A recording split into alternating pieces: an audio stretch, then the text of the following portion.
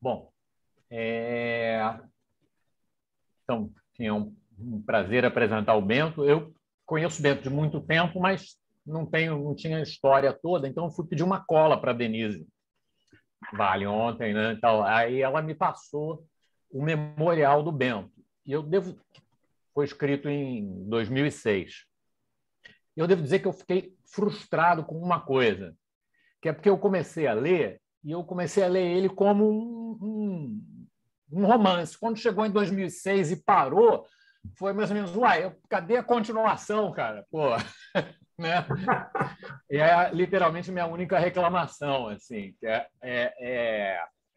assim, a história estava super interessante, eu não conhecia, assim, conhecia um outro detalhe, mas não tinha visto ali.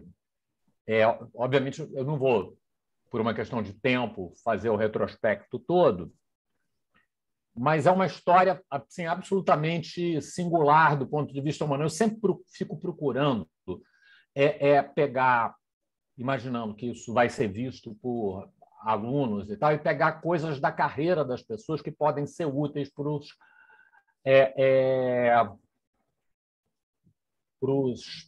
para um aluno ou um pós-doc ou uma coisa assim que está no meio para ler. E no caso do Bento, eu consigo pegar as atitudes, mas a história é totalmente singular dele, não vai repetir com ninguém, né? Então, que é uma história muito particular, porque o Bento ele é de uma cidade de, sei lá, acho que 500 habitantes, não era isso? Mais ou No meio menos. da Amazônia, com uma cultura marcada por traços que são, tipo, quer dizer, ao mesmo tempo de pobreza, mas de riqueza, uma certa pobreza material, uma vida espartana, mas como ele mesmo comenta, assim, se falta comida em algum, as pessoas dividem, né? Então, a cultura de apoio mútuo, de um padrão de apoio, que, enfim, com coisas que criavam dificuldades, mas também tinham outras possibilidades. E por uma história que vai lá, ele muda para uma cidade grande, Altamira, né? Que não sei quantos habitantes tinha no meio dos anos 70, né? Mas e vai seguindo a escolaridade dele, mas ao mesmo tempo dividindo isso com um trabalho duro, trabalho mesmo de entrega de comida, né? Ele, se fosse hoje, ele estaria com aquela bicicleta, aquela mochila vermelha nas costas, pedalando pela cidade, né? Era mais ou menos essa versão da época do que era o Bento que estudava na escola. A vida escolar do Bento foi dividida entre isso, né? E o contato dele com ciência totalmente por acaso, um bico para pendurar para conseguir um trabalho para melhorar a renda. E aí, como ele vinha de um lugar que tinha uma experiência de contato com floresta, natureza, insetos, e alguém percebeu que esse cara era observador, etc., alguém com talento para ouvir gente e ver quem estava, o ser humano que estava na sua frente, ele foi recrutado para apoiar um grupo de pessoas que trabalhava ligado ao Walter Reed Institute com mosquito, entomologia, etc. E foi na condição de sendo o cara que faz, mas sem nenhuma formação acadêmica, né? Que foi o início da vida do Bento com, com entomologia.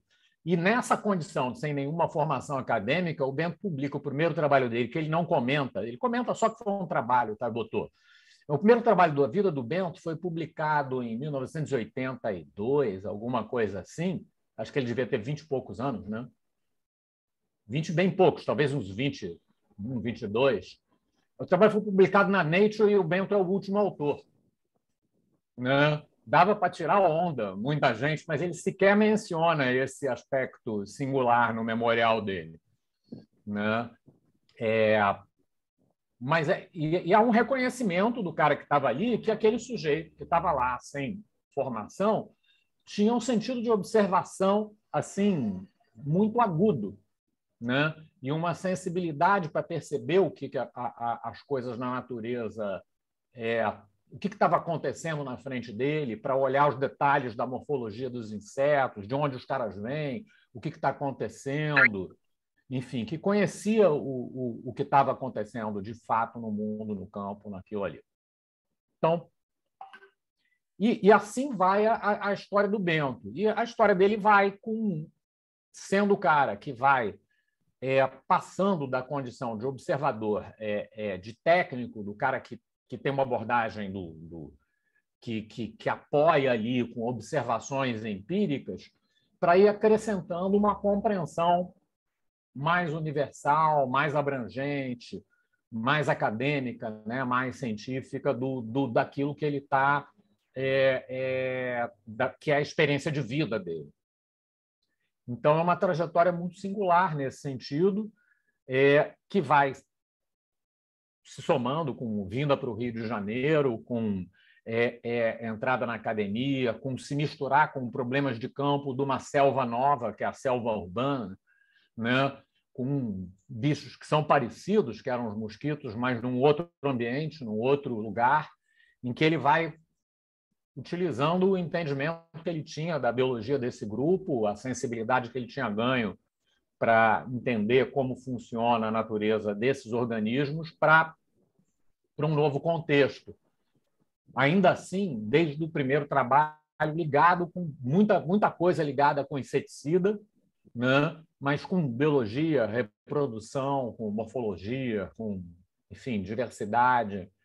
E é uma trajetória que vai se somando com isso e com a facilidade do Bento, como ser humano, de escutar o que as pessoas falam, de não só a mesma sentimento de observação que ele tem com relação aos insetos, ele tem com relação às pessoas. Então, ele descreve muita generosidade todas as pessoas que passaram na vida dele, pessoas muito diferentes, né? Desde a equipe do Walter Reed, o pessoal da Fiocruz, né? A experiência com o Ricardo Lourenço, a interação com a Denise, que, enfim, foi a experiência de doutorado dele, né? Um doutorado com uma pessoa que já tinha uma trajetória de vida e ideias muito próprias, mas que, ao mesmo tempo, vai assimilando e pegando coisas daquilo, sabe escutar.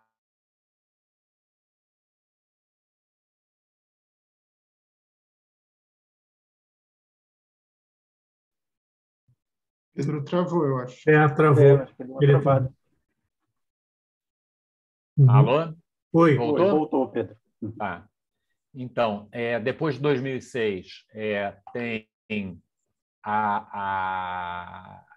eu perco a narrativa do próprio Bento e fico com a do currículo Lattes dele, mas o que dá para entender dali é que ela segue sendo, e aí o Bento que eu tenho acompanhado também esse tempo, quer dizer, de um cara que vai ganhando, vai ampliando a sua, vamos dizer assim,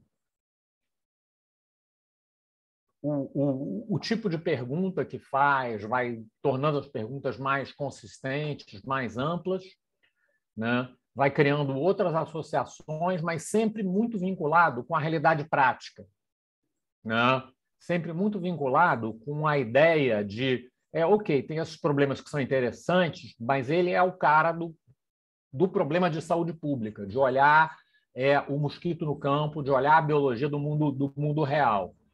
O laboratório, para o Bento, eu tenho a impressão, é uma ferramenta, mas não é o ambiente natural dele. O ambiente natural do Bento é o que está lá fora dessas quatro paredes, onde eu acho que ele faz a diferença enfim. E eu acho que a ponte que ele faz desse ambiente que ele usa a conversa com as outras pessoas, a capacidade de ouvir, que eu acho que é um diferencial importante na trajetória dele mais recente nesses últimos anos. Então, bom, Bento, obrigado por estar aí e te ouvir agora nessa outra fase, que eu acho que, só para botar aqui um último, eu tenho visto que ele fez uma ida. Bento é o cara da malária, do Anófeles, desses caras, e ele fez uma volta no Aedes, no dengue, e nos últimos anos tem feito meio que uma volta à malária, que eu acho que é meio que a paixão, né? O cara acho que tem uma atração grande por Anophelina. Então, tem a impressão que é uma volta às origens, um pouco pelo título da palestra, mas vamos ver aí. Obrigado, Bento. Boa tarde, Pedro. Eu que agradeço muito realmente essa lembrança, né? Você está falando aí, foi passando um filme na cabeça aqui de tudo que você foi comentando aí, realmente. Eu aprendi a fazer esse negócio aí com o Logulo, ele que mostrou como é que faz o memorial, ele conta a tua história e tal. Aí eu fui na dele, aproveitando a ideia dele, e tentei contar a minha história também e tal. Mas realmente foi uma viagem, né? Então eu queria aqui agradecer o convite de vocês para estar aqui conversando com vocês. Como o Pedro bem falou, diferente de muitos palestrantes aqui, a gente vai fazer uma viagem no campo, né? Dar uma volta lá na Amazônia, olhar os mosquitos lá de perto, ver o povo lá, como é que a gente tenta fazer para tentar resolver o problema do povo, né? Que realmente é minha paixão, né? É campo, é estar lá junto. Depois que você quer dizer, é picado por isso, ver de perto como é o sofrimento do povo, fica difícil você não retornar, porque lá você sente que você realmente é útil, você pode ajudar, você pode contribuir. Então, por isso, essa paixão. E malária é uma paixão. Vou compartilhar aqui para a gente começar a discutir, né? E, mais uma vez, agradecendo aí a apresentação fantástica do Pedro.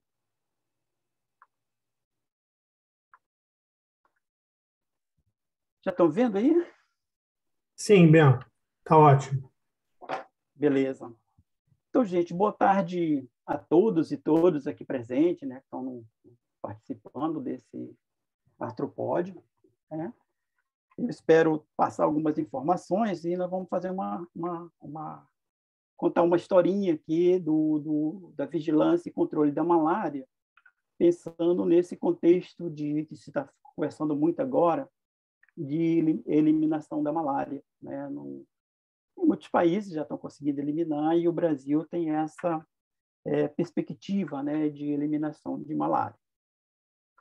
Bem, isso aqui é só para mostrar que a malária, né, continua um problema, né, um problema no mundo, né, principalmente nessa nossa faixa tropical, onde a presença do mosquito é mais frequente, né, e onde ocorre a maioria dessas doenças transmitidas por vetores.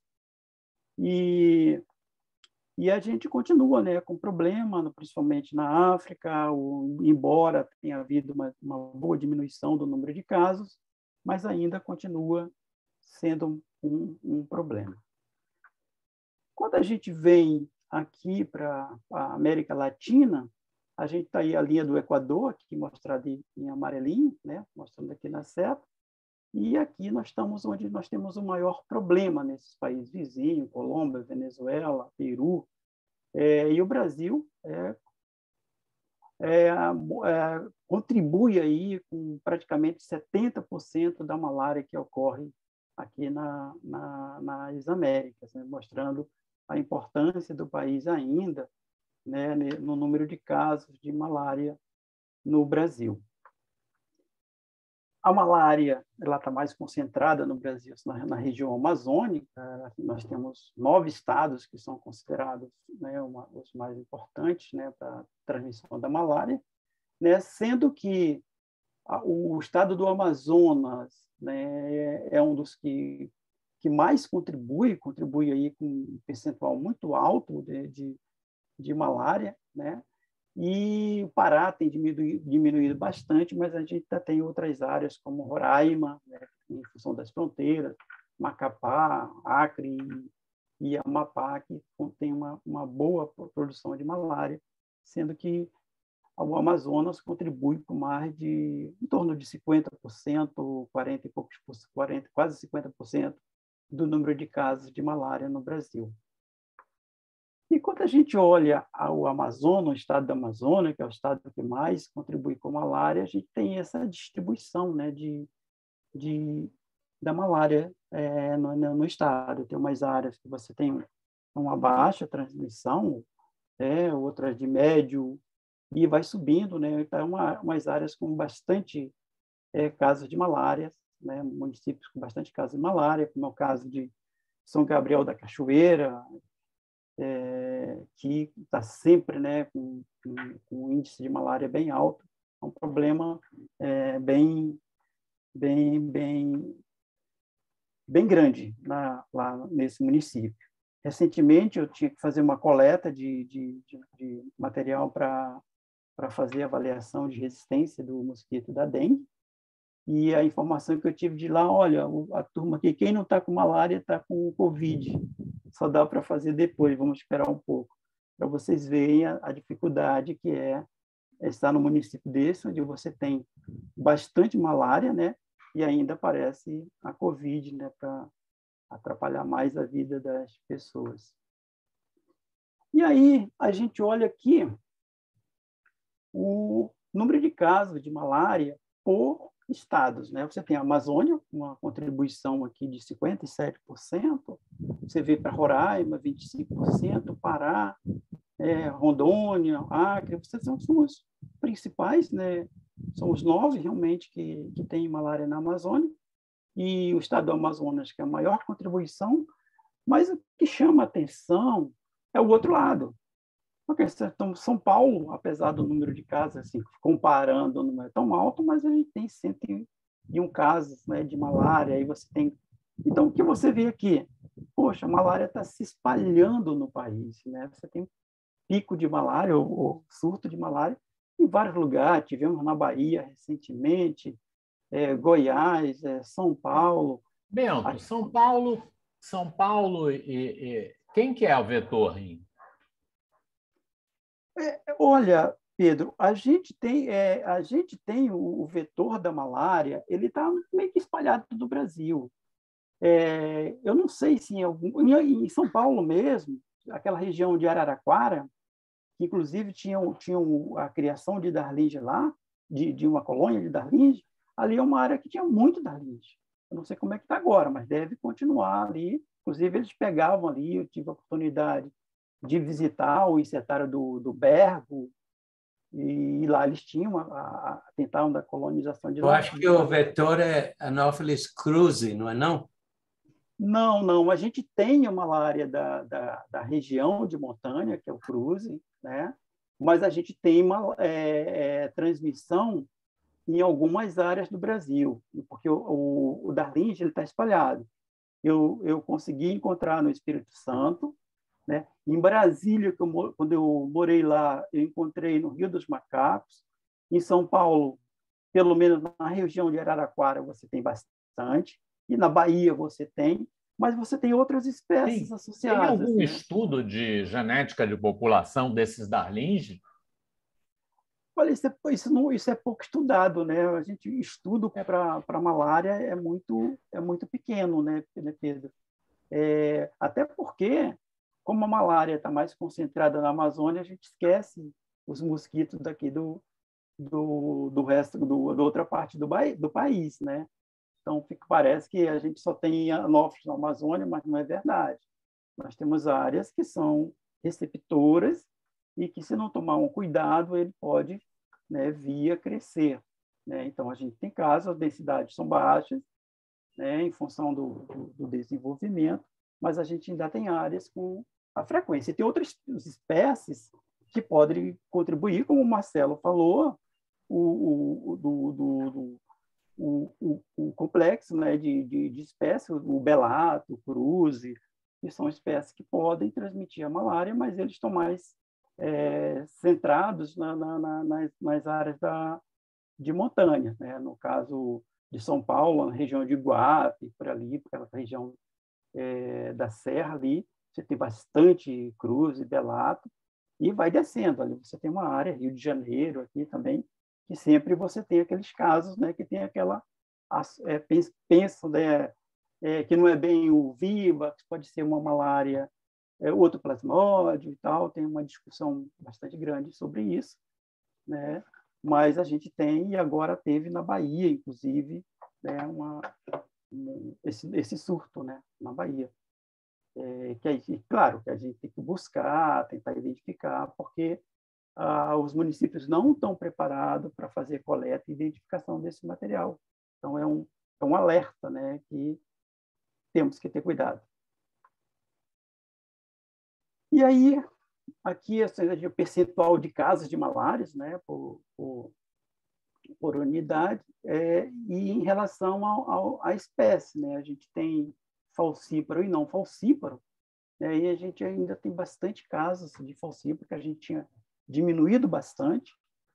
Para quem não conhece, o falcíparo é o que é o mais grave, né, que pode levar a óbitos. Graças a Deus, no Brasil, a gente tem um índice de mortalidade muito baixo por malária, a gente conseguiu avançar bastante nisso, com relação ao tratamento, que nós vamos falar mais na frente, mas a gente teve um aumento de casos de falcíparo, que isso é preocupante, né, no país.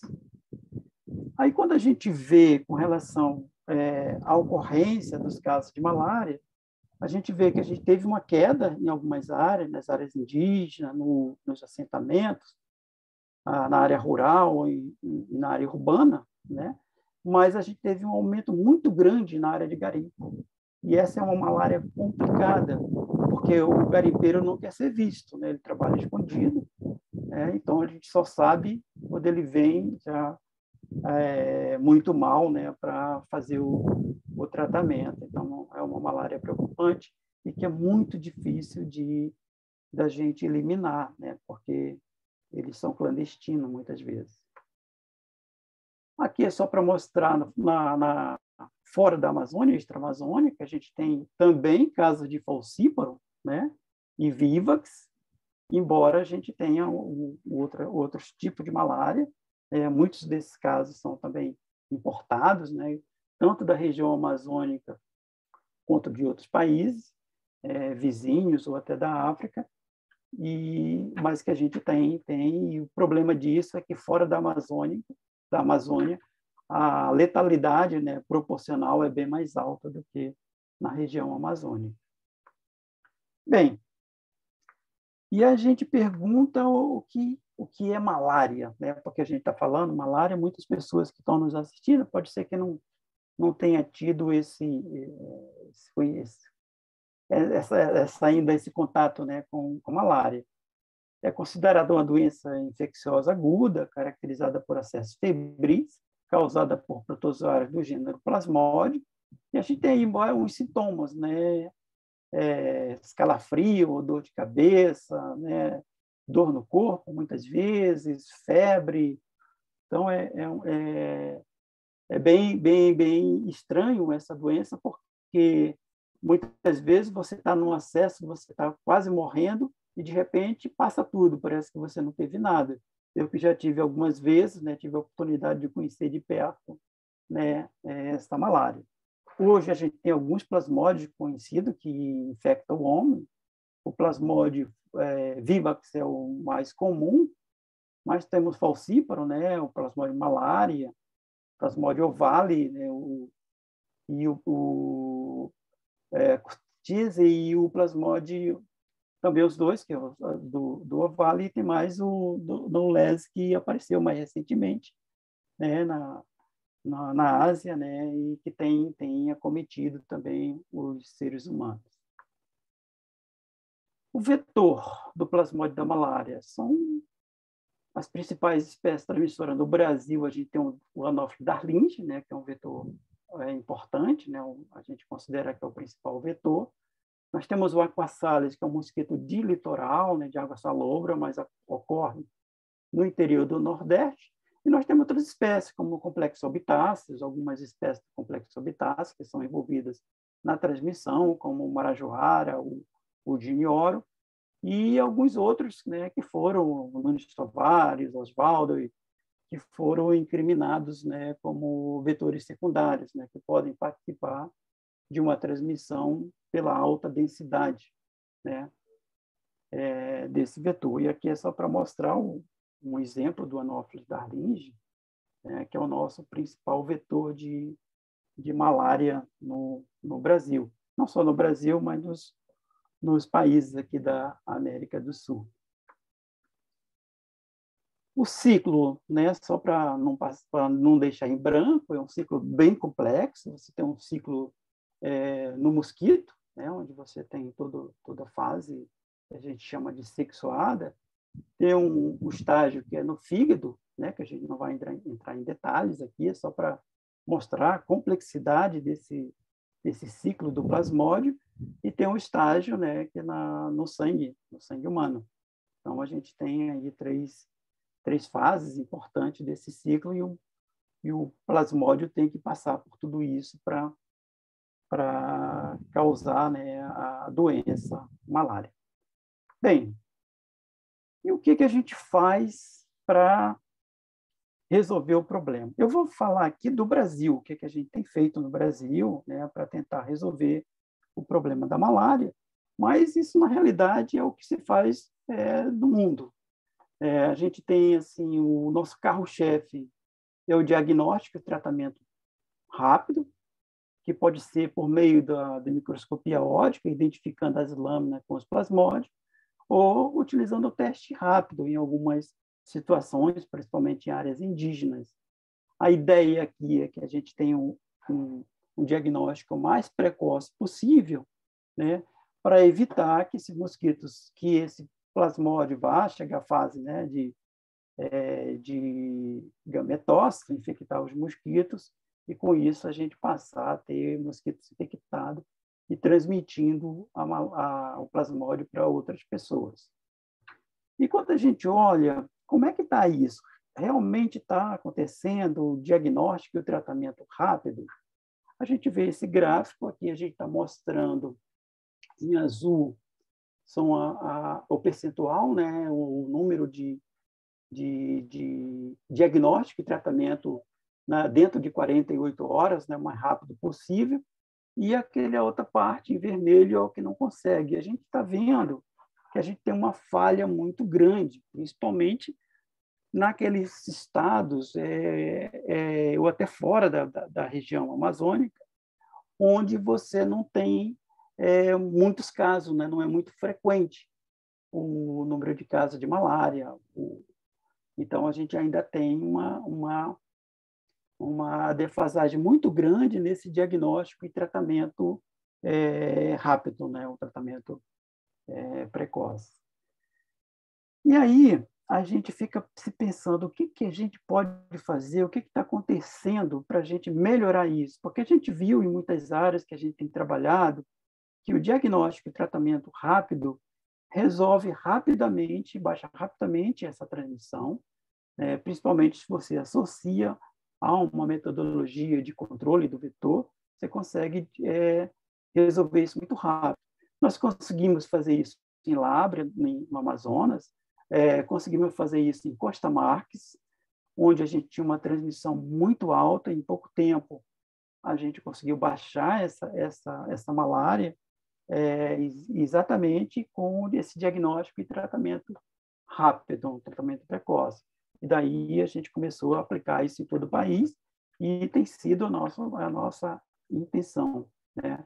Aconteceu também em Peixoto de Azevedo, onde a gente conseguiu baixar a densidade de malária rapidamente. Aí a gente vai, poxa, mas por que não está conseguindo? A gente pensa Amazônia. Para quem nunca teve lá, a gente não tem ideia da distância que é, da dificuldade que é chegar numa casinha dessa, lá no meio do lago, onde você tem que viajar 3, 4 dias, depois tem que entrar no lago e chegar até esse morador. Muitas vezes ele não está na casa, tem que esperar, ou tem que ir na roça atrás, né, para poder fazer um diagnóstico e fazer um tratamento. Então, já começa por aí a dificuldade, né, desse diagnóstico e tratamento rápido. E, nesses casos, aí se usa o teste rápido, que é a maneira mais fácil, né, de fazer isso. E assistência, né? As pessoas, a população é flutuante. Um dia está aqui, aí você volta lá na casa dele de novo para retomar o tratamento, ele já se mudou, já está no noutra localidade, já você não encontra mais. Então, ele é muito flutuante, eles estão toda hora mudando de um lugar para outro. Então, é muito difícil você manter, né? Principalmente quando você tenta fazer esse estudo longitudinais, né? Para você conseguir achar essas pessoas, é muito complicado. A gente tentou no Rio Tuxi, no Amazonas, fazer isso, acompanhar paciente e tal, mas é realmente muito complicado em função disso. A Amazônia, né, ela é muito grande, né, e a maioria do acesso é feito por água. Alguns municípios você tem um aeroporto, mas é muito caro, passagem, é muito dispendioso, não dá para você estar em todos os pontos ao mesmo tempo. Houve um avanço muito grande quando você conseguiu aumentar o número de microscopistas, mas à medida que a malária foi baixando, foi diminuindo esse número de postos, né, de identificação do plasmódio, e quando a malária começou a voltar de novo, aí complicou, porque é muito difícil, é muito fácil você desmontar esses postos, mas remontar é complicado. Você tem que treinar de novo o microscopista e tal. Leva um tempo. E a malária não espera, a malária é rápida. Se você não tem uma ação muito rápida, ela toma conta rapidamente.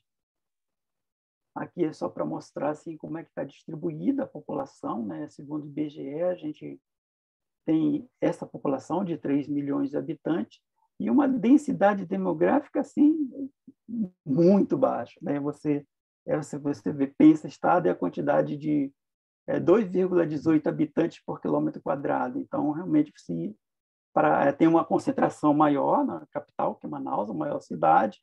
Tem algumas cidades maiores, mas nunca maior do que 60, 70 mil habitantes, uma ou duas delas.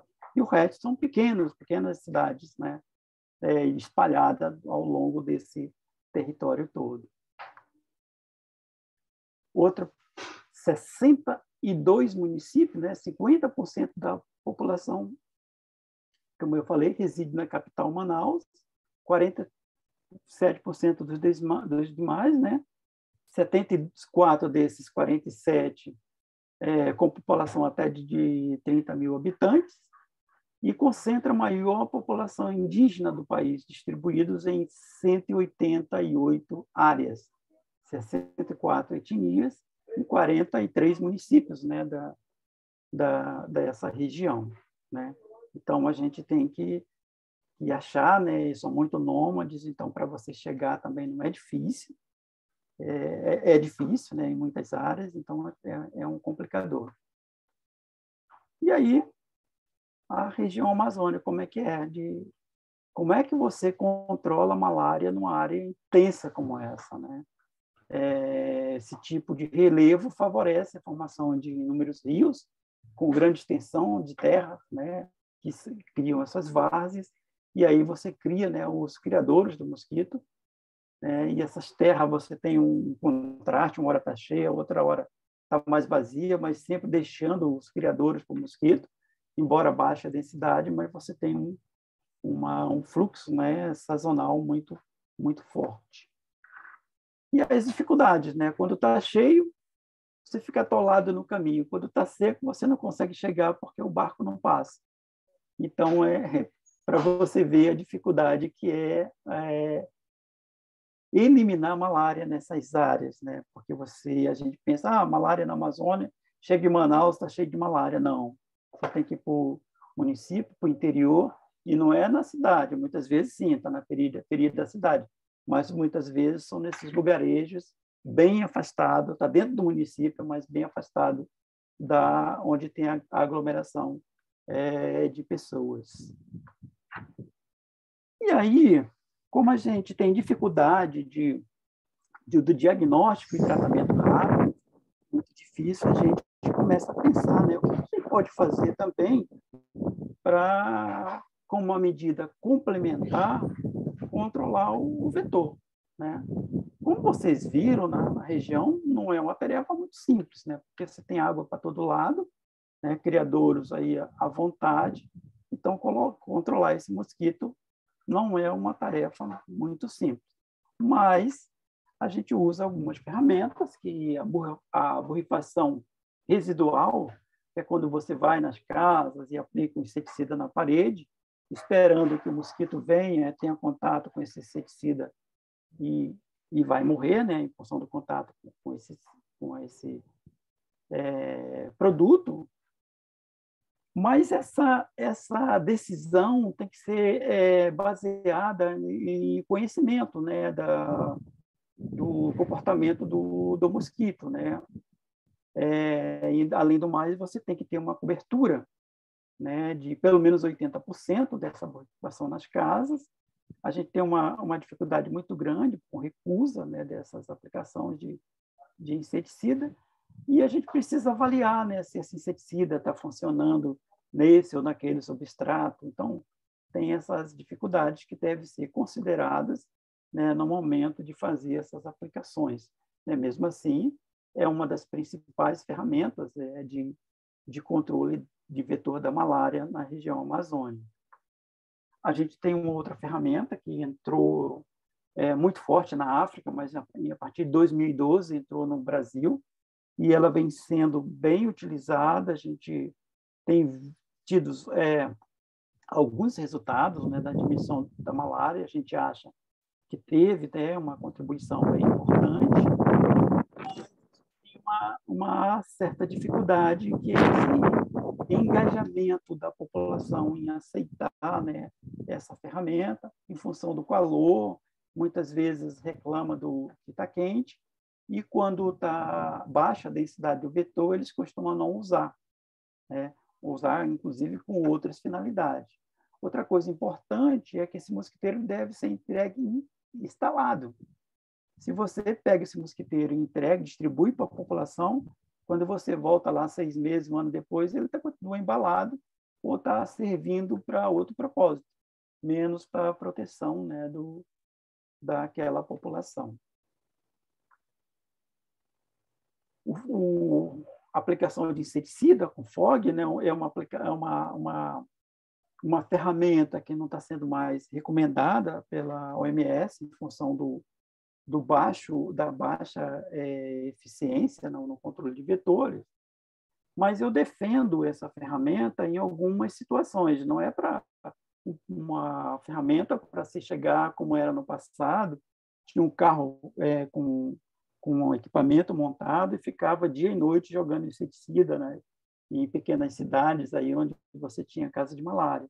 Mas em alguma situação, como, por exemplo, uma aldeia indígena, ou numa área de garimpo, onde são os barracões abertos, não tem parede, as pessoas não usam mosquiteiro porque não tem espaço. Então, basta fazer um diagnóstico e tratamento rápido e uma ação com a ferramenta dessa, você pode baixar a densidade muito rápido e tentar debelar um surto de malária ali muito rapidamente. Mas tem que ter critério, né, em função da sua baixa eficácia em determinadas situações.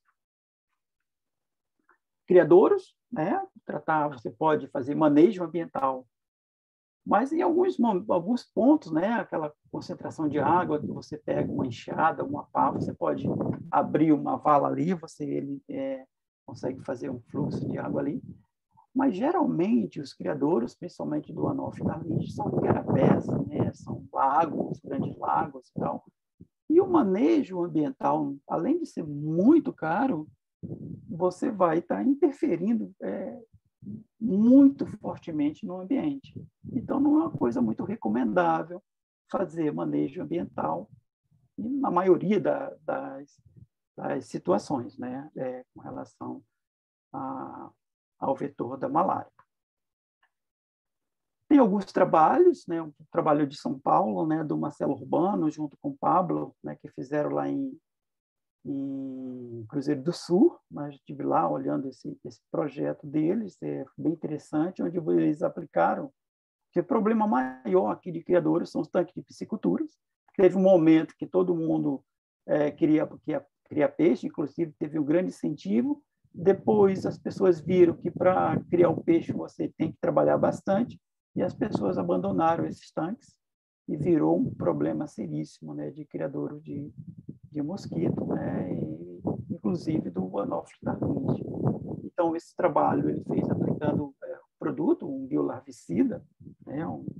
E ele viu que realmente, se você fizer um trabalho constante com a aplicação a cada mês, você consegue ter uma grande redução, só que é um trabalho bem difícil, né? Porque você trabalha ou com lance manual ou com bomba costal para jogar esses grânulos, e isso demanda uma equipe, é uma metodologia até cara, né? Em função da mão de obra e o tempo para fazer isso e a frequência de aplicação desse produto. Então, para isso, a gente vem pensando ultimamente, inclusive eu estou indo para Manaus esse mês de próximo mês, que eu queria testar, a gente já está bem avançado com a aplicação desses grânulos com o drone, né? Então, nesses criadouros próximos da cidade, nesses tanques de piscicultura, talvez seja uma ferramenta muito importante, porque ele consegue aplicar em vários criadouros em pouco espaço de tempo, né? E com isso você diminui, né? Você tem um gasto inicial da aquisição do equipamento ou de contratar uma empresa para fazer essa aplicação, mas você ganha em agilidade, né? E facilidade de fazer a aplicação. Então, a gente vai fazer um teste inicial para ver se isso vai funcionar bem ou não, né? Na região, inclusive Manaus, em alguns tanques próximos da cidade de Manaus, para a gente fazer essa avaliação. E aí eu vou mostrar essa tabela, que todo mundo, acho que quem trabalha com controle conhece. Você está tendo aqui as ferramentas que eu acabei de falar: a borrifação residual, mosquiteiro impregnado, controle de criadouro, nebulização. E vocês podem ver aqui na frente determinantes técnicos. Tem que saber a endofagia e a endofilia do vetor. Mosquiteiro, o vetor é endofágico. Os criadouros, a capacidade, né, da entomologia de verificar a capacidade do criador e tal. Debulização, precisa realizar ciclos completos e avaliação da efetividade, o que? Entomologia de novo. E aí, que a gente vê, uma coisa interessante, é que a técnica que nós usávamos no Brasil para fazer essa coleta de mosquito era a atração humana, né? E por apresentar risco para o coletador, por se expor, né, e poder contrair a malária, isso foi descontinuado no Brasil. E, a partir daí, nós começamos a aplicar inseticida no escuro. Ninguém sabe o que está acontecendo, se o inseticida funciona, se está tendo efeito, o que está acontecendo lá. Simplesmente está aplicando as ferramentas, está sendo jogado lá, mas sem nenhuma avaliação. Para tentar resolver esse problema, a gente começou a brincar, né, buscando, não só no Brasil, mas em todas as partes do mundo, buscar ferramentas que pudessem substituir a atração humana. E, algum tempo atrás, a gente fez algumas avaliações, comparando, né, algumas armadilhas, inclusive comparando a atração humana, que era feita no passado, com a atração humana protegida, onde o coletador, ele tem, além da calça, ele tem mais um meião, então impede a picada do mosquito, e ele, bem treinado, ele consegue coletar esse mosquito sem ser picado, né? Isso permitiu que a gente fizesse esse manual junto com o Ministério, que hoje ele está regulamentando, né, um guia, né, para o planejamento das ações de captura, e com isso agora a gente pode avançar um pouco, né, nessas avaliações, né, no campo, né, como é que a gente fazer para avançar e tal com essa coleta. Então, podendo coletar com a atração humana, ou então com essa armadilha, que é a mosquitente, que nós desenvolvemos, e que, inclusive, está patenteada, a gente pode avançar. Essa realmente é uma metodologia que funcionou bem, não funciona igual à atração humana, né, protegida, mas você consegue coletar em torno de 50% em relação à atração humana, mesmo em áreas com baixa densidade do vetor. Bento, o que essa armadilha que vocês bolaram tem de diferente? Qual é a lógica dela?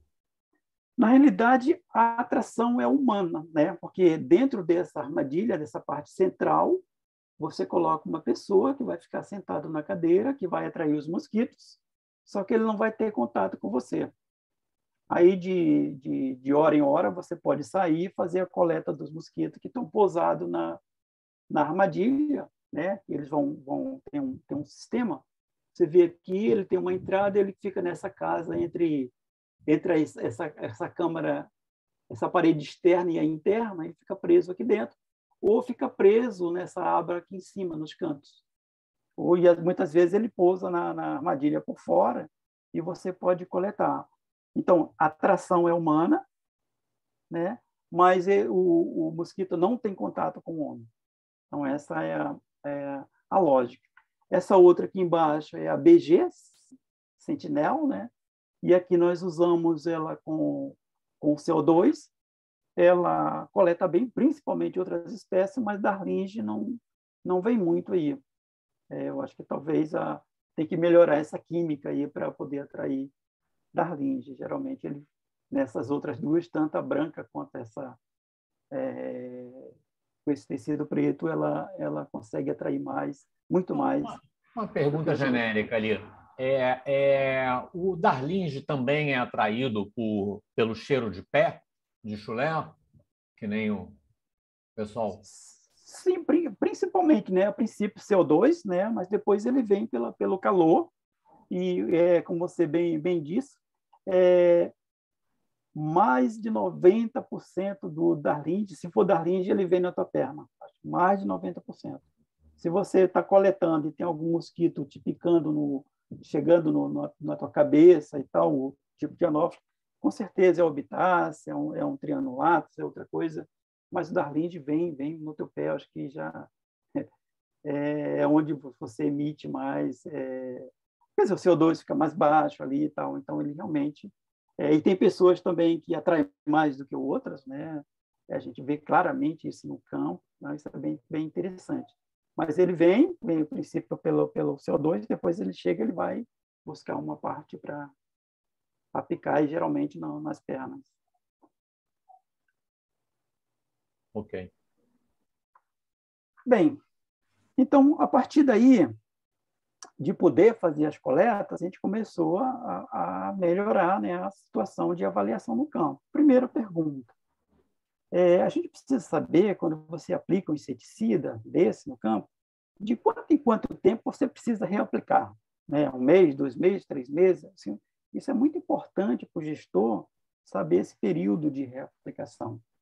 Então, quando você faz essa avaliação, a gente usa a metodologia OMS, que é esses cones, onde você borrifa as paredes, você coloca depois de 24 horas esse cone com os mosquitos para saber se vai morrer ou não, né? Que a gente é o cone teste. Outra ferramenta é os painéis OMS. Quando a gente compara essas avaliações no campo com essa avaliação do painel, o residual dos painéis sempre é muito maior do que no campo. Só que para a gente fazer essa avaliação no campo é muito caro, né? Porque você depende de deslocar uma equipe, primeiro borrifar as casas, né? Ter a aceitação do morador, e como você tem que ir todo mês na casa do morador, coletar o mosquito, colocar esses cones lá para fazer a avaliação do residual, você começa a ter muita recusa, muita reclamação. Então, a gente ficou pensando, poxa, como fazer para a gente se aproximar do campo, né, de uma forma mais simples, né? E uma outra coisa que se questiona muito é a idade do mosquito, né? Porque muitas vezes você coleta os mosquitos no campo, você não sabe a idade desses mosquitos, se estão às vezes alimentados ou não, e a gente coloca exposto aí, a gente fica em dúvida, morreu porque já estava velho e ia morrer mesmo, ou morreu pela ação do inseticida, apesar de você ter também os cones que o controle sem inseticida. E aí, a gente começou a pensar numa casa próximo do insetário, isso aqui no caso no Amapá, lá no laboratório do IEPA, onde nós construímos uma casa simples, né, uma casinha aqui, onde você tem alguns substratos, você tem que são os mais comuns na região amazônica. As paredes, cones sem reboco, e madeira, cones sem pintura. E aí a gente tentou reproduzir nesse espaço, né, o que a gente faz no campo.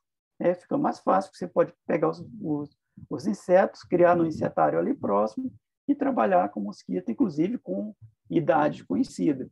E nós fizemos uma comparação do painel, que é o recomendado pelo MS, a casa-teste, e aplicação direta no campo.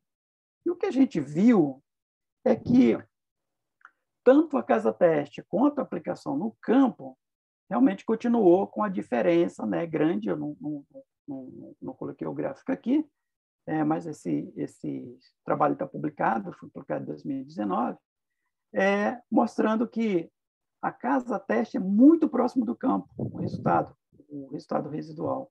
Então, a partir daí, a gente começou a adotar a casa-teste para fazer a avaliação desses produtos, em vez de fazer diretamente no campo. Bem, e aí, agora a gente já consegue fazer a coleta, a gente começou a fazer, agora nós temos que começar a capacitar o pessoal no campo.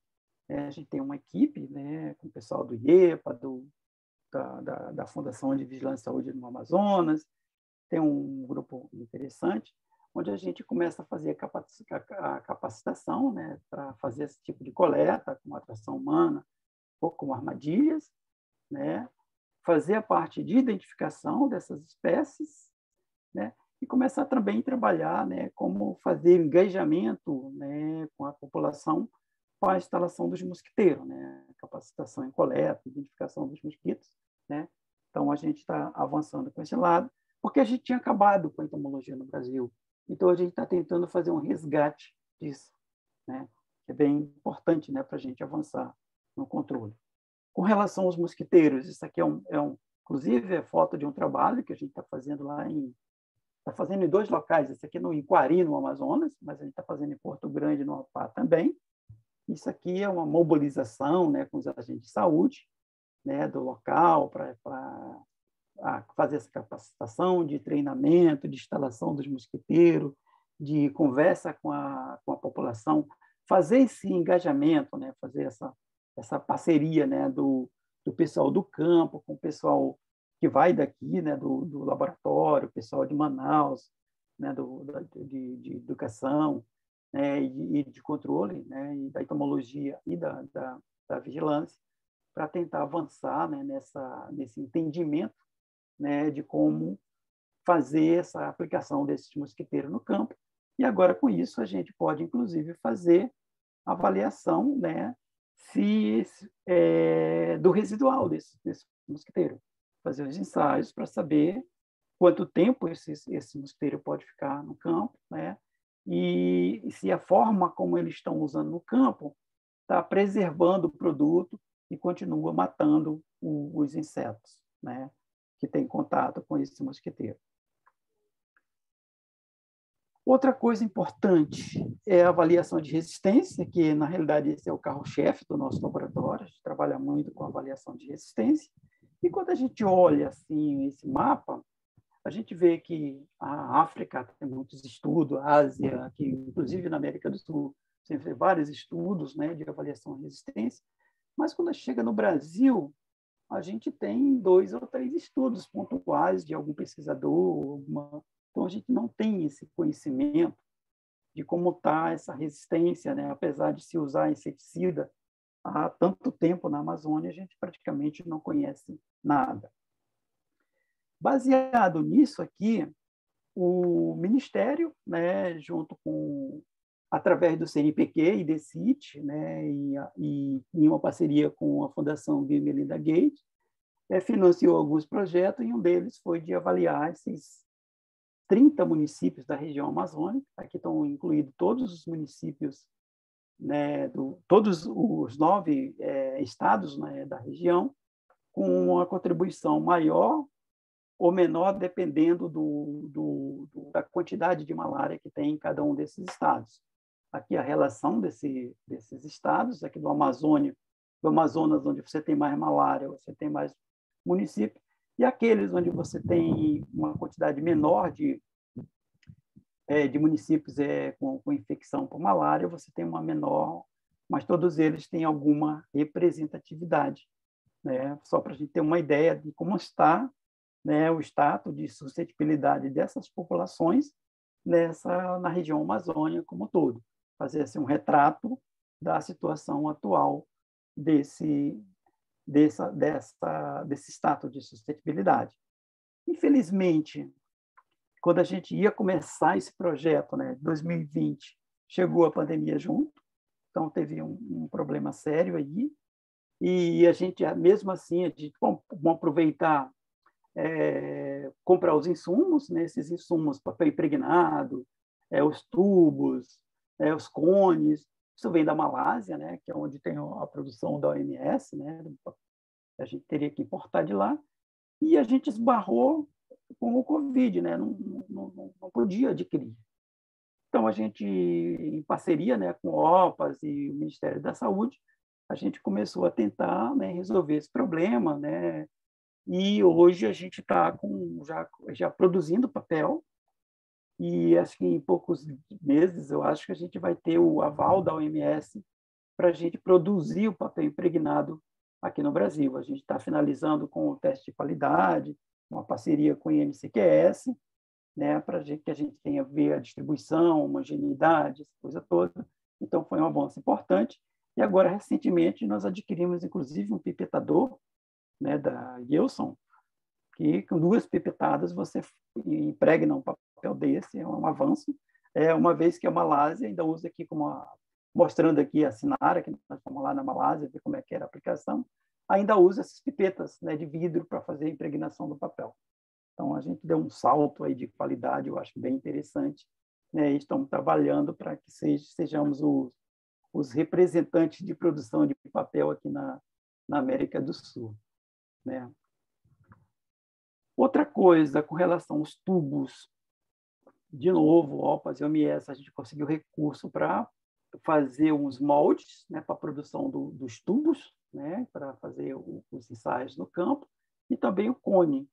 Então, com isso, a gente tem a autonomia hoje de avançar, né, nesse monitoramento de resistência no Brasil, não só para malária, mas a gente está avançando para dengue também, porque agora a gente tem todos os insumos, a gente não tem mais essa dependência da Malásia, da distância e tal. Muitas vezes o papel chega vencido aqui, não tem mais como usar. Então, nós conseguimos apesar dos problemas, nós conseguimos transformar o problema em solução. Então, nos tornando independentes, né, autossuficientes para avançar no monitoramento de resistência no Brasil, né, tanto não só para dengue e malária, mas para outros agravos, se for o caso. A gente tinha proposto visitar os 30 municípios para chegar lá e fazer a coleta, fazer o ensaio no campo, inclusive fazer uma capacitação dessas pessoas no campo, né? Mas, em função de não poder viajar, a gente desenvolveu também uma metodologia que agora a gente pode dizer para a pessoa, olha, coleta e manda para mim, ele manda, e chega aqui no laboratório, depois de 72 horas, até um pouco mais, esse material viável que a gente pode colocar na bacia, os mosquitos chegam mortos, mas os ovos chegam prontos, né, para a eclosão, e a gente manter a geração e fazer os ensaios no próprio laboratório, né? Aproveitando também a vinda desse material, que a gente estava testando se funcionava ou não, a gente conseguiu montar também uma colônia de Darlinge, que vai ser o diferencial para a gente fazer essas padronizações, né, da dose, porque as doses que são usadas no mundo, né, são padronizadas com Anopheles gambiae, né, e tem diferença, né,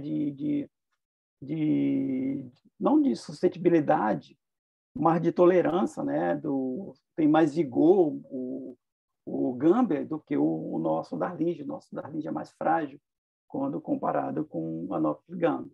Então, a gente tem a possibilidade hoje de fazer a padronização dos papéis aqui no laboratório com as nossas espécies, né, do Brasil. E aí ter uma dose mais assertiva, né, para fazer essa avaliação de resistência. Aqui já é um gráfico de caracterização dessa população. A gente começou com Porto Grande, onde a gente avaliou deltametrina, permetrina, são piretroides. Esses 3 aqui são piretroides, né, de 3 grupos diferentes. Né, e aqui de Cruzeiro do Sul, onde a gente avalia e tal, para ver, caracterizando, a gente viu que no começo ela tinha um pouco de tolerância, né, um pouquinho, aquela resistência moderada, mas depois de algumas gerações, a gente já tem outros resultados, mostrando que ela perdeu, né, depois de algumas gerações de laboratório. Essa população que nós temos agora está na geração F7, né, e ela já perdeu essa resistência moderada, provando que provavelmente era uma resistência metabólica, e com a seleção no laboratório, né, durante as gerações, ela foi perdendo, né, esses indivíduos que tinham essa maior tolerância ao inseticida. Aqui, agora, a gente já está avançando, né? O que nós estamos fazendo agora? Nós queremos assim, investir nos estados da região amazônica para que eles mesmos consigam fazer essa avaliação de resistência e, com isso, nós consigamos ampliar, né, o número de municípios avaliados, né, para a gente ter uma fotografia melhor, né, de como está essa resistência no campo. Esse aqui foi feito em novembro, final de novembro, nós fizemos um curso. Esse curso a gente fez desde a coleta, né, no campo, com a mosquitente ou com a atração humana protegida.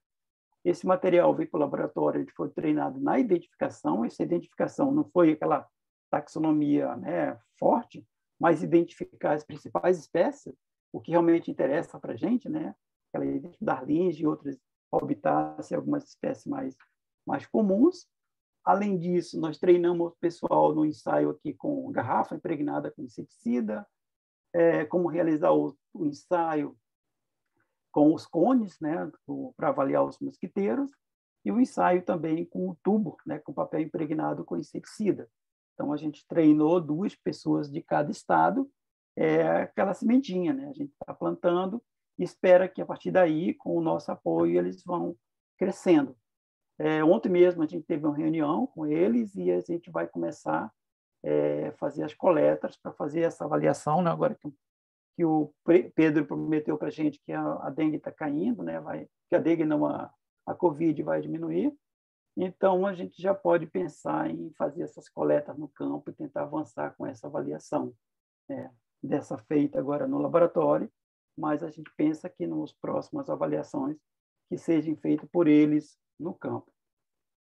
Agora, só para fazer uma propaganda do nosso laboratório, a gente acabou de receber o certificado do reconhecimento, né, as boas práticas de laboratório, BPL, pelo Inmetro, e agora a gente é um laboratório, né, certificado, né, em BPL. Então, com isso, a gente pode avançar, inclusive nos ensaios em parceria com a OMS, para credenciar ou aprovar produtos, né, para a OMS.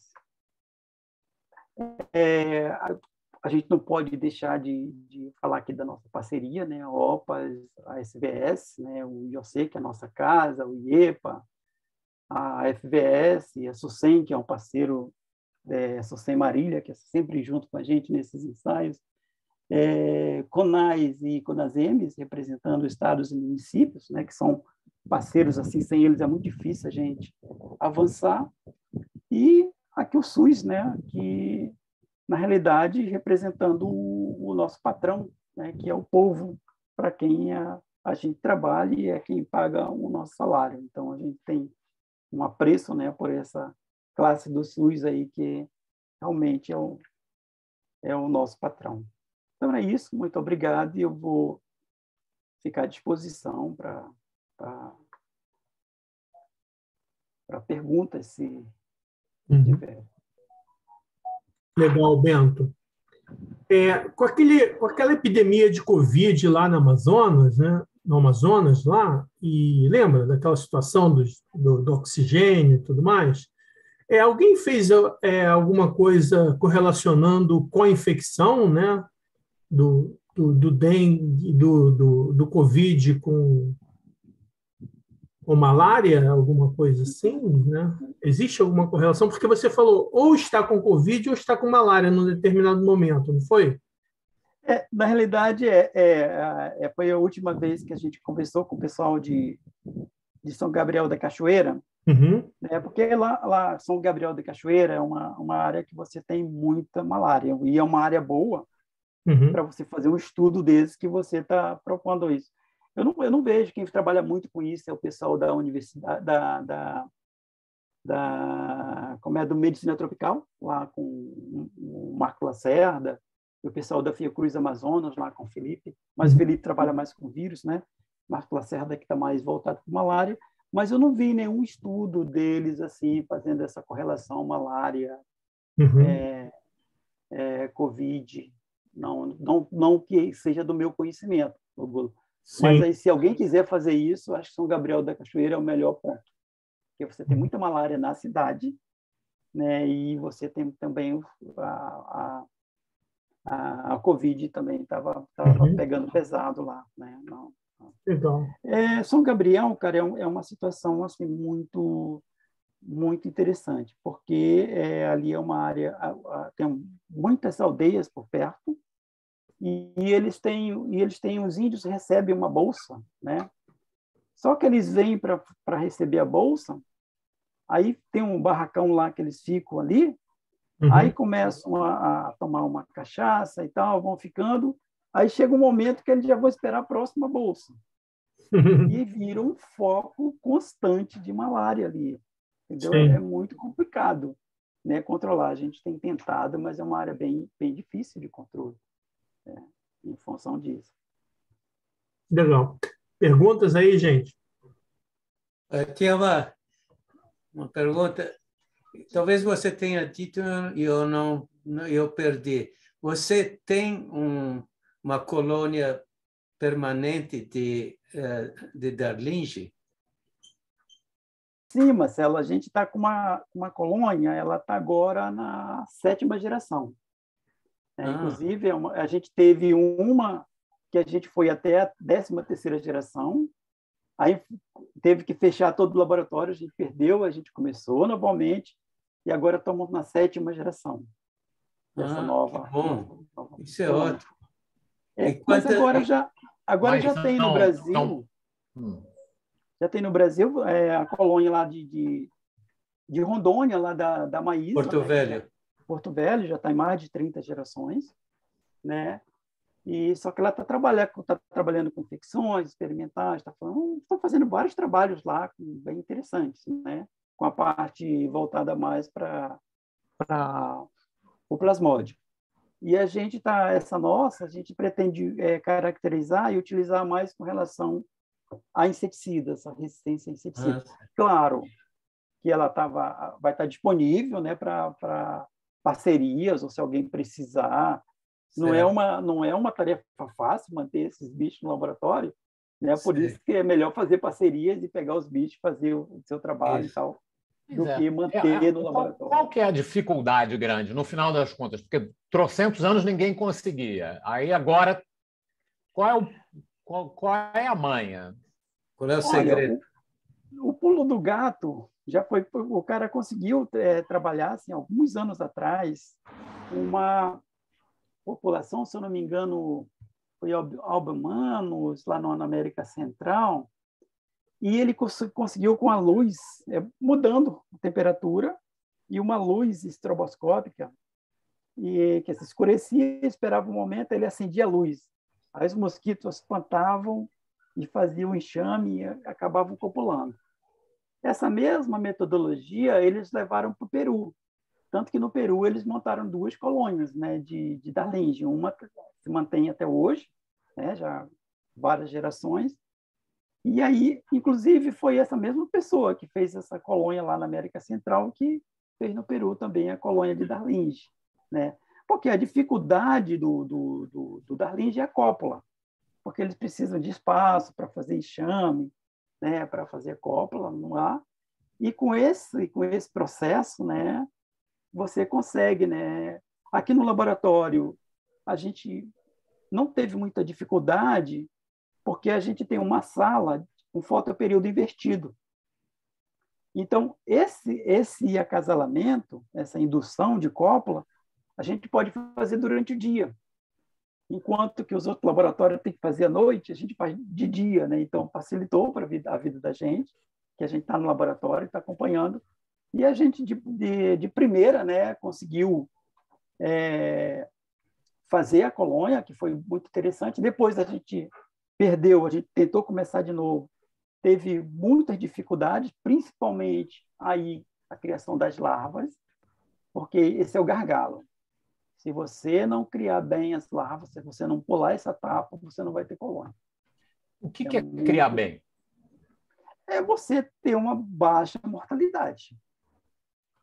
Né? Você tem 1.000 larvas e chegar no final pelo menos com umas 800, 900. Tem 10% só de mortalidade. Isso é interessante. Porque senão você pega, tem e tal, aí vai morrendo tudo, chega lá com um pouquinho. Isso é o quê? A densidade, a qualidade da comida? É água, é mão para colocar comida. Então, esses detalhezinhos, quantas vezes colocar? É melhor colocar muito e deixar? Não, é melhor colocar mais vezes e uma quantidade menor. Porque aí você não suja tanta água, porque você sabe que esses bichos são de água mais limpas, né? São de igarapés e tal, são águas limpas, com pouca matéria orgânica. Né? Então, até você pegar essas manhas de criar essas lá, demora um pouco. Nós temos uma especialista lá, a Priscila, que conseguiu vencer essa barreira, e com isso agora inclusive ela vai defender a dissertação de mestrado, acho que no início de abril, exatamente com essa colonização, né, de caracterização da colônia de Darling. Né? A gente conseguiu avançar. Sabe, aqui nós criamos as larvas com comida de gato, pastilhas que a gente compra no supermercado. E nós fizemos a comparação com essas pastilhas de gato com comida de peixe e tudo, e funciona tão bem e é muito mais fácil, que nunca suja a água, e é uma coisa que talvez você queira experimentar com uma ou duas bandejas para comparar com o que você faz agora. E não, com certeza. Funciona muito bem. Comida de gato, você vai no supermercado, qualquer marca funciona, e você põe as 2 pastilhas por bandeja e ela não se decompõe e funciona perfeitamente. Aqui nós trabalhamos bastante com comida de gato para Darling, para Anófelis, né? A gente tem colônia de aquassalis, colônia de orbitáceas, mas a gente... a Darling não funciona? Não, nem por outra anófile, porque ela tem muita gordura. E talvez a qualidade da nossa água, como a gente não tem aeração na água, é só a bandeja, aí fica mais difícil. Então, tem que ir uma comida que não suje a água. E aí, a comida do peixe, esse tetramin, né? A gente moe, tem que moer muito fininho para as larvas menores, principalmente para o Darling, né? Que o aquassalis e orbitáceas a gente trabalhava sem problema. A gente já mantém a colônia de aquassalis e orbitáceas, acho que 25 anos. Né? A orbitácea já até eliminou, porque a gente não estava utilizando para praticamente nada, e a gente queria espaço para tentar o Darling. A gente eliminou o orbitácea, que era o senso estricto, né? Lá do sul do país. E a gente está com...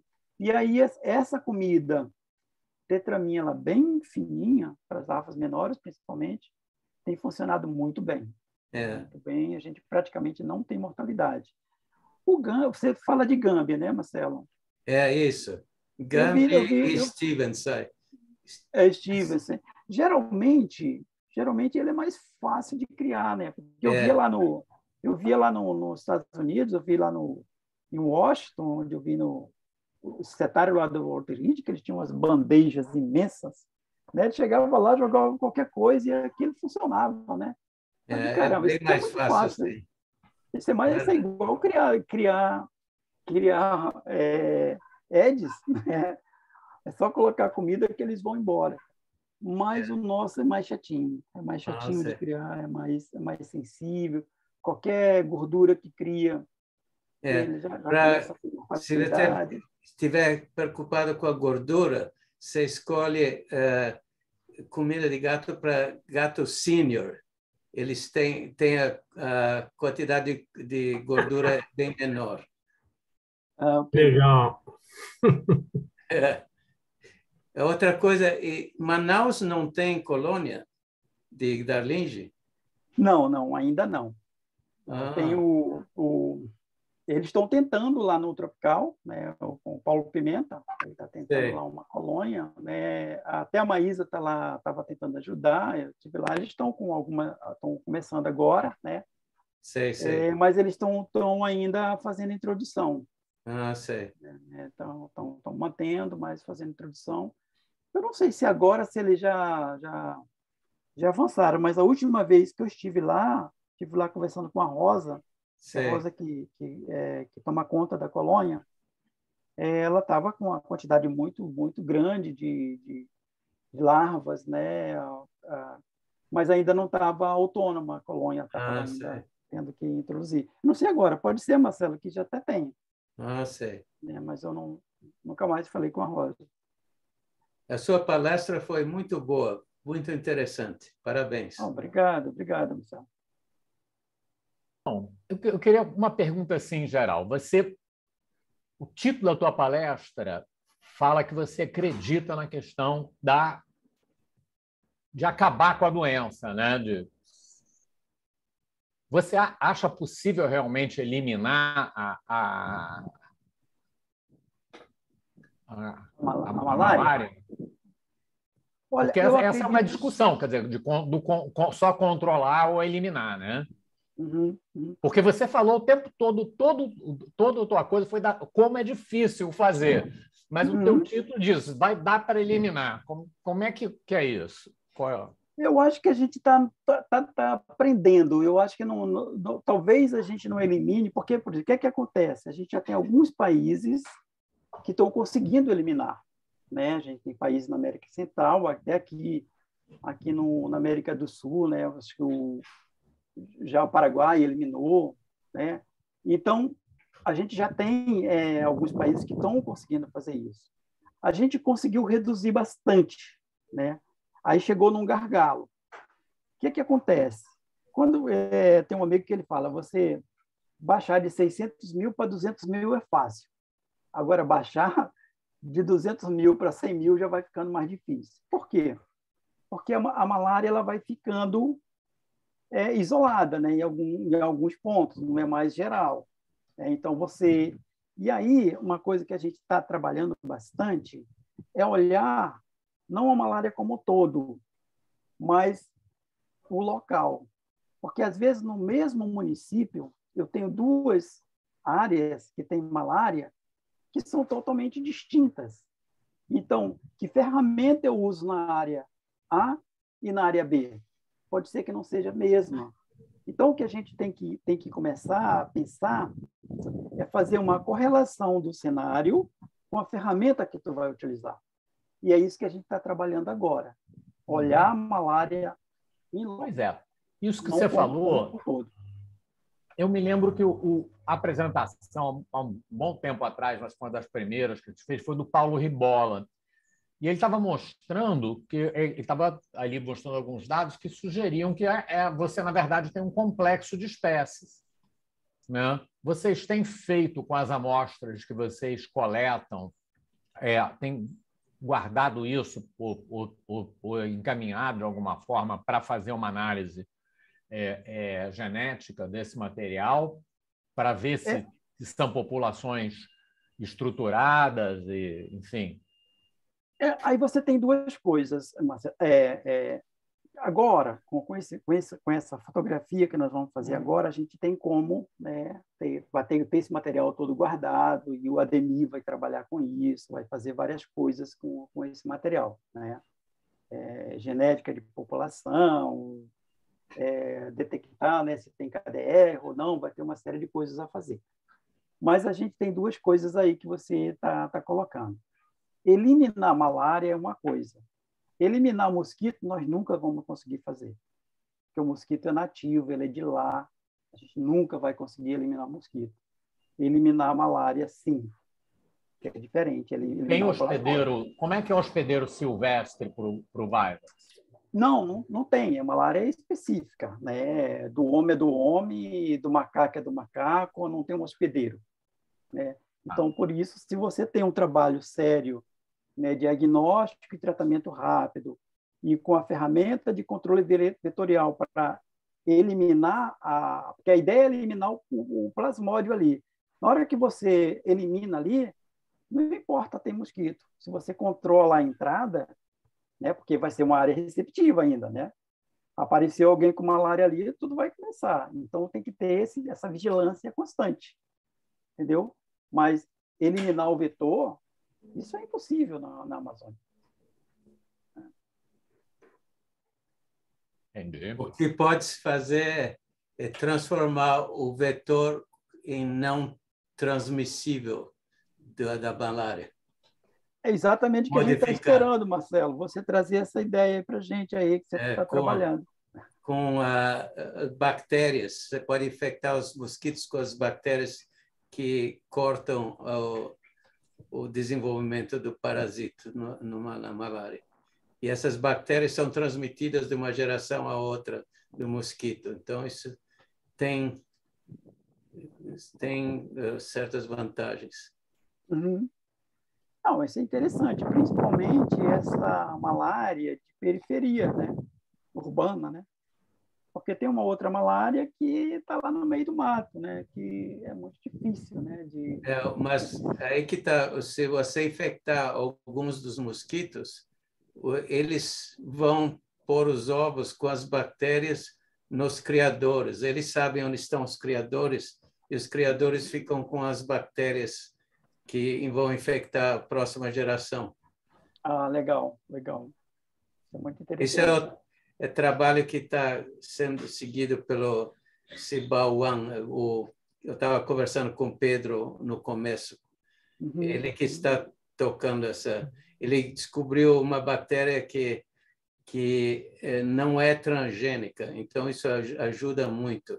Uhum. Porque soltar organismos transgênicos na natureza é muito complicado, mas se não for transgênico, é muito mais fácil. Uhum. É, verdade. Legal. O Bento, estava pensando, uma coisa na cabeça, isso que o Pedro perguntou mesmo, da eliminação. Né? Então, quer dizer, a ideia seria causar extinção, entre aspas, do plasmódio, né? Isso é isso. Todo lugar que ele tem, você interrompe a transmissão até que o bicho praticamente se extingue, o protozoário, é isso? Exatamente, exatamente. É porque, como ela é malária de humana, sim, tem alguns casos que a gente tem até visto aí, plasmódio aqui na região, que é de macaco, que pode ter, mas são coisas mais pontuais, né, e tal. Mas, no geral, é a malária viva, que se falcíparo, né, que são as principais aqui no Brasil, né? E se a gente elimina o plasmódio, a gente corta a transmissão. Por exemplo, em Costa Março, por exemplo, a gente, o diagnóstico, tratamento rápido, quando você tira, você não tem mais o plasmódio circulando, não importa se tem muito ou pouco vetor, não tem a circulação. É igual o vírus da dengue, né? Se tiver o vírus circulando, você vai ter dengue. Se não tiver o vírus circulando, você não vai ter dengue. Não é? Então, apesar de ter a transmissão transovariana, que malária, pelo menos, não se conhece isso, né? Transmissão transovariana. Deixa eu te perguntar uma coisa, eu fiquei curioso com esse negócio das colônias, né? Esse método de luz estroboscópica, né? Isso seria um método, você acredita que é um método geral para, digamos, entre aspas, todas as espécies de anofelinos?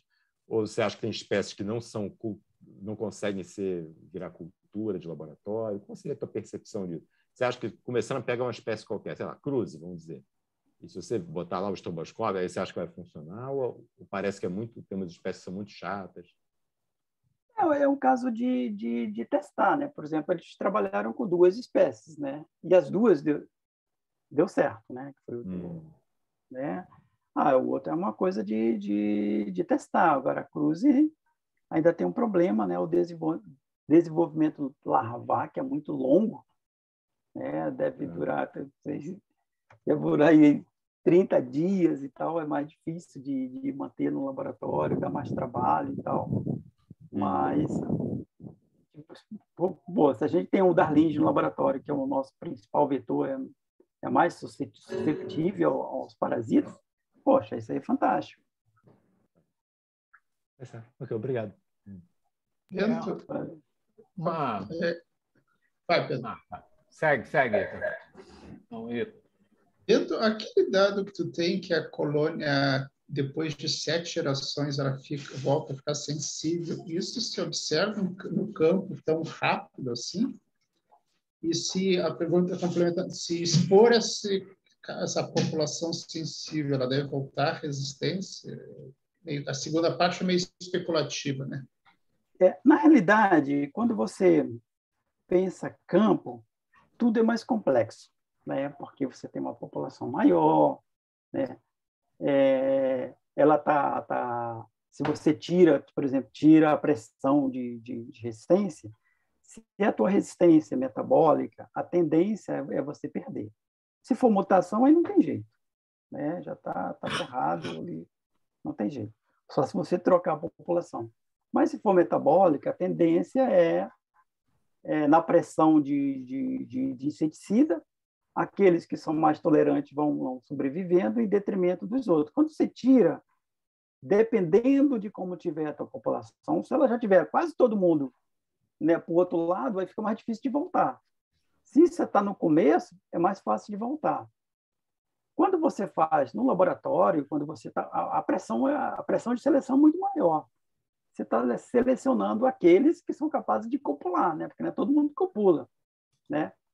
E, provavelmente, esses que são capazes de copular são aqueles que não têm essa característica de resistência, né? De resistência, entre aspas, inseticida. Por quê? Porque a resistência tem custo.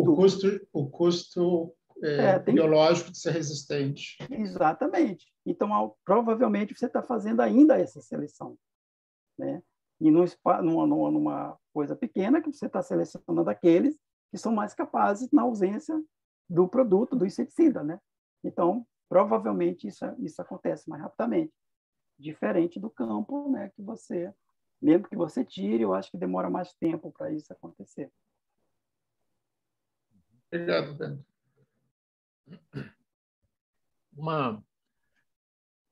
Se eu entendi, então, a estratégia de você atacar o plasmódio, um gargalo para um cara que muitas vezes é assintomático é a identificação nos assintomáticos, né? Isso é fundamental, Pedro. Esses assintomáticos são os maiores problemas Pois que tem. E aí os métodos de diagnóstico que você colocou são trabalhosos, né?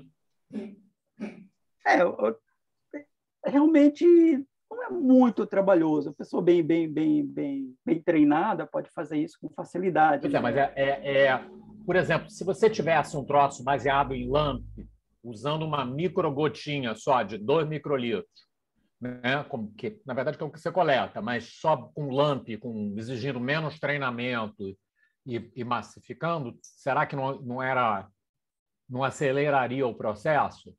Não, mas já tem, Pedro, os testes rápidos, que já são utilizados, né? Você coloca a gotinha, já vai te dizer se é viva, se é falcíparo, já tem vários. Já tem vários esse teste rápido, é nisso? O teste rápido é isso. Para você identificar rapidamente, e principalmente quando você está nessas áreas muito distantes, né? Onde você não tem a presença do microscopista para preparar, examinar a lâmina. Legal. Você utiliza o teste rápido. Tá. Mas é imuno, né? É imuno. Tá, ok. E aí estão trabalhando mais nisso, porque tem a coisa falso positivo, não sei o quê e tal. Então tem que trabalhar mais aí, tá? Mas já tem testes bem bom, muito bons, né? Testes rápidos muito bons. Já foi pior, agora está melhorando muito. Bento, agora fiquei curioso. Tem gente que tem malária assintomática? Você tem o plasmódio em você e você não tem febre, não tem calafrio, não tem nada, é isso? Tem nada. Isso é o nosso maior problema. Inclusive, a gente teve recentemente em Manaus um surto, né, de uma pessoa que veio lá de São Gabriel da Cachoeira, a menina está até grávida, com Plasmodium falciparum, né? E não, esse foi até um rapaz, né, que veio de lá com Plasmodium falciparum e espalhou, ele não tinha sintoma nenhum, foi espalhando lá em uma área ele receptiva. tem a coisa do hipnozoito também, né? Que é uma característica do Vivax, que é mais difícil Do ainda, né? Vivax, e ainda tem mais esse aí do Vivax, né, que pode aparecer com baixa Ele imunidade. entra numa forma que ele fica dormindo quietinho meses a fio, sem É. causar nada. Fica E no fígado ali quietinho. esse cara não morre com os antimaláricos. Não. Você trata, ele é resistente. 6 meses depois, 1 ano depois, ele acorda e você tem uma malária sem precisar ser picado por mosquito. Ele não morre porque ele é resistente ou o metabolismo está baixo? Não, a forma que ele fica, acho que talvez porque ele fica na forma de hipnozoito, né, no fígado. Né? Talvez o Marcelo pode até explicar melhor essa fase do hipnozoito do mosquito. Então, ele fica lá, quietinho, né, nas células do fígado, e aí depende em algum momento, uma baixa imunidade. Eu tinha um rapaz lá em Costa Marques, o Francisco, era um microscopista, ele ficava com malária o tempo todo, ele não podia beber, na hora que ele tomava um porre, aparecia malária nele. E eu tinha um senhor lá no Pará, na fazenda Uraim, que era normal ele ter meia cruz de Vivax e não curava com nada, tratava e dava medicamento, não tinha jeito, não sei o que acontecia. Fazia lâmina, meia cruz de Vivax. Gente, era assim, um absurdo. Assim, dava até um estudo isso aí. Esses assintomáticos, eles facilmente infectam mosquitos? Sim, não facilmente, mas infectam, né? Porque como é muito baixa a parasitemia deles, né? Aí não é tão fácil infectar o mosquito, mas infectam. Então, eles servem como reservatório para... Isso, exatamente. Eles são os reservatórios, né? Esses são o nosso calo, né? Porque você não sabe, o cara não tem sintoma nenhum, não está sentindo nada e está infectando o mosquito. Esse que é o problema. Bento, você mencionou tratamento, e os plasmódios também não vão ficando resistentes às drogas que nego usam? Não sei se é cloroquina que usam. Rapaz, não faz Perdão da má palavra. É complicado, né? Pois é, isso que eu pensei. Saiu a palavra, falei, ih, rapaz, espera aí. Artemisina, tem uns negócios assim. Você está fazendo propaganda aí, cara. Não. Rapaz, esse é o nosso Passa vergonha na farmácia.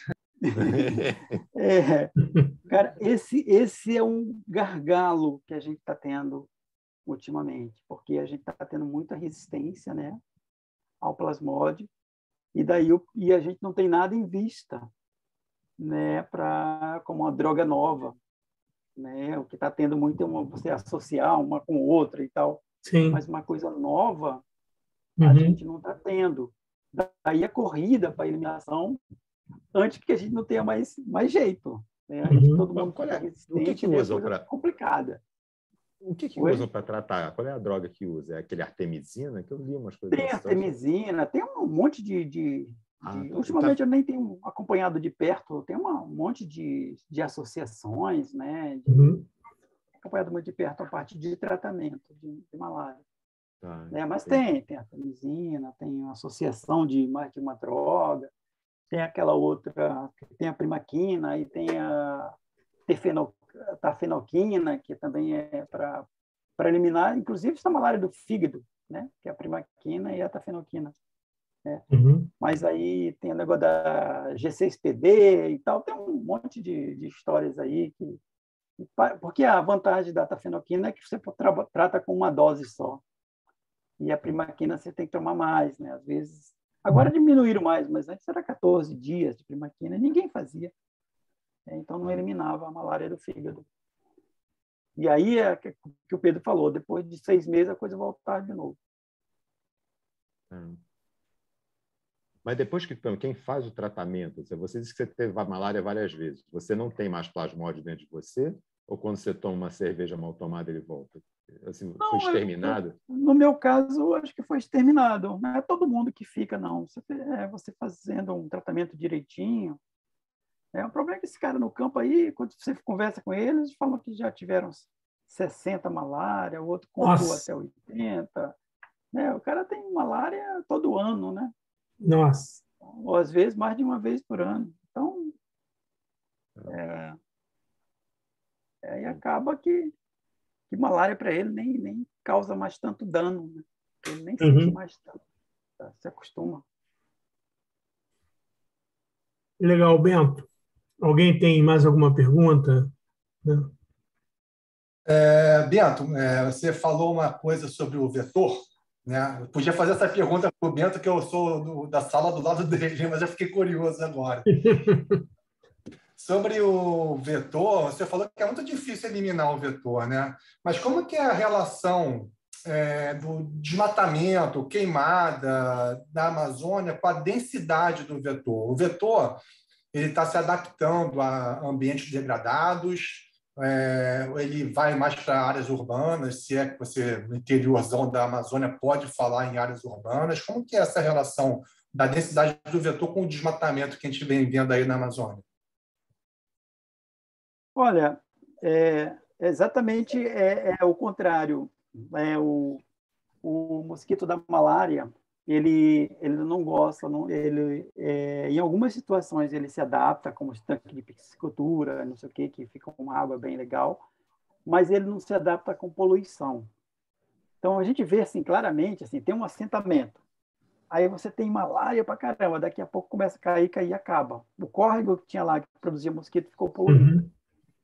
Aí pela poluição, você elimina o criador. Sim. Entendeu? Aí cada caso é um caso, né? A associação com o garimpo vem de onde?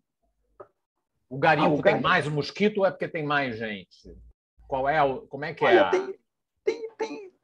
é? Primeiro é a exposição, né, Pedro? Porque eles vão para uma área que você é uma área propícia, onde você tem uma densidade alta do vetor e a população ela não se protege.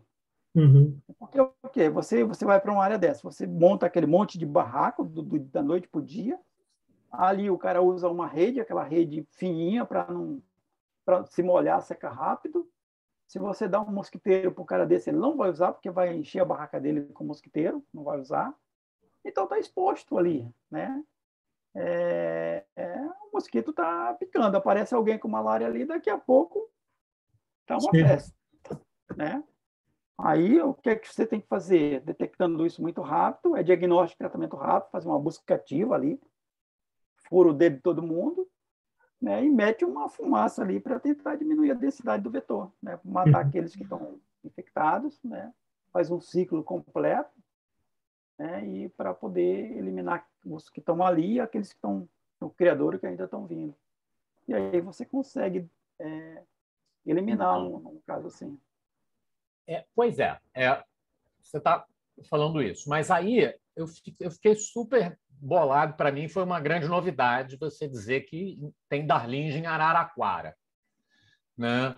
Se esse cara é o mesmo cara que está lá na Amazônia, quer dizer, como é que fica isso, por exemplo, com a questão de mudança de clima e etc? Quer dizer, se aquecer mais em Araraquara lá, você vai ter ali ou não tem chance de ter? Quer dizer, onde que esse cara em Araraquara está?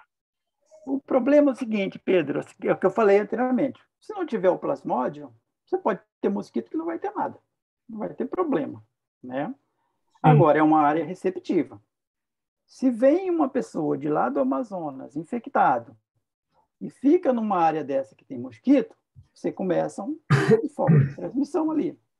Entendeu? É isso que acontece na malária extra-amazônica. Alguém que vem doente para uma área receptiva, né? E ali começa uma transmissão. E como é uma coisa pequena, a gente consegue resolver muito rápido, né? O problema é que isso está pipocando para tudo que é lugar, né? Você vê que o Brasil inteiro tem um caso aqui, 2 ali, 3 ali, mas está tendo, né? Então tem que ter um cuidado maior, uma vigilância maior, Senão a gente elimina no Amazonas e começa no resto do Brasil, né? Mas se a gente está falando de um lugar que tem 100 casos por ano, em São Paulo, um sistema de saúde que não é treinado para detectar, ou seja, eu imagino que em São Paulo, se você pedir um teste rápido para fazer diagnóstico de malária, você não vai encontrar em qualquer posto do SUS. Exatamente. Né? Você não sabe nem quem procurar. Parte razoável das pessoas são assintomáticas. Eu imagino que o número real é significativamente maior do que 100. Mas o assintomático não é tão alto, essa taxa de assintomático não é tão alta assim, né? Tem assintomático, mas não é tão alto. O problema é, por exemplo, que vem de lá, né? Se for uma área receptível, ele vai começar a infectar os mosquitos dali. Aí pode ter um surto ali que o Ministério, o município vai lá e tentar resolver o problema.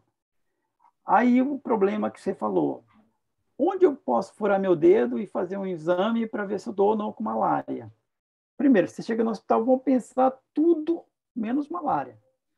Né? A última coisa, se alguém, por acaso, tiver alguma ideia de malária, vai pensar malária, mas é a última coisa. No entanto, no Amazonas, se você sofre um acidente de carro e quebrou a perna, você chega no hospital, a primeira coisa que eles fazem é furar o teu dedo, para ver se está com malária, depois ver se quebrou alguma coisa. Claro, que é brincadeira. Mas é mais ou menos assim, as pessoas pensam malária o tempo todo. Você está numa área endêmica, entendeu? Essa é a diferença. Né? E você sabe exatamente o que procurar no Amazonas. Eu vou no tropical, eu vou ali, Você sabe onde procurar.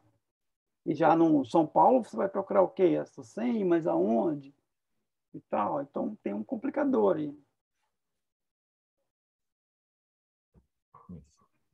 Ok, Bento. Tudo bem aí, gente? Mais alguma coisa? Bento, muito obrigado. Excelente. Obrigado. Bom te ver. Grande abraço. Eu que agradeço, Lugula, o convite aí. A gente está aí. Qualquer coisa, estamos bem.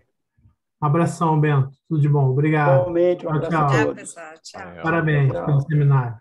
Tchau para todos. Falou, tchau. Tchau.